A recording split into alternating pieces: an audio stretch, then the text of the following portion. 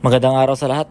Ito pala yung yung loob ng makina ng barko kapag pinipinturahan namin. Itong pinapakita ko ito ay generator, auxiliary ng bulk carrier ship na may haba na 200 meters at may bigat na 25,000 gross tonnage.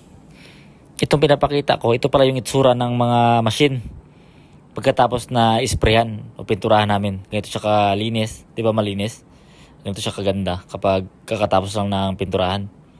Malinis siya tingnan. Yan yung mga machine, mga filter, lahat. Diyan na.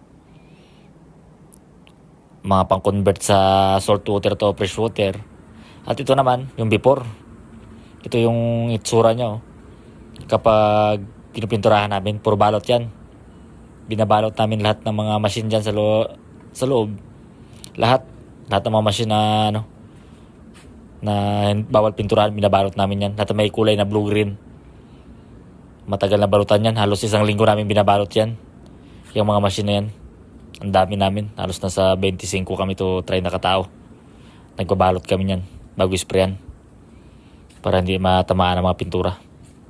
Kasi ibang kulay ng mga machine eh. Merong blue-green, merong silver, iba-iba. Kaya binabalot namin ng maayos yan. Yan na. Pagkatapos ng spray, saka namin tatanggalin ulit ng balot. Mga tatakbo naman ng mga 4 na araw yan, 5 araw, pagtatanggalan ng balot.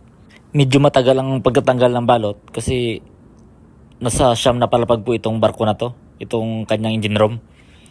9th floor po. Kaya napakadaya mong tatanggalan ng balot at matagal. Itong video na to, ang nakikita nyo, hindi pa po tapos isprayan. Pinakita ko lang ang sitwasyon kapag ganito ang itsura.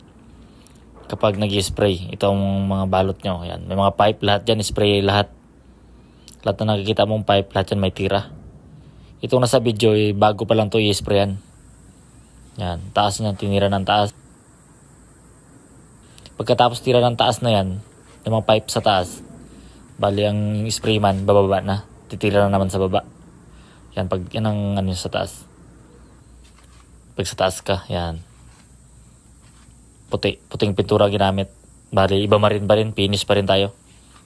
Bali ang ginamit pala dito mga idol ay gun, 2 feet ang haba. Hindi sila gumagamit ng ng spray gun kasi masikip daming pipe.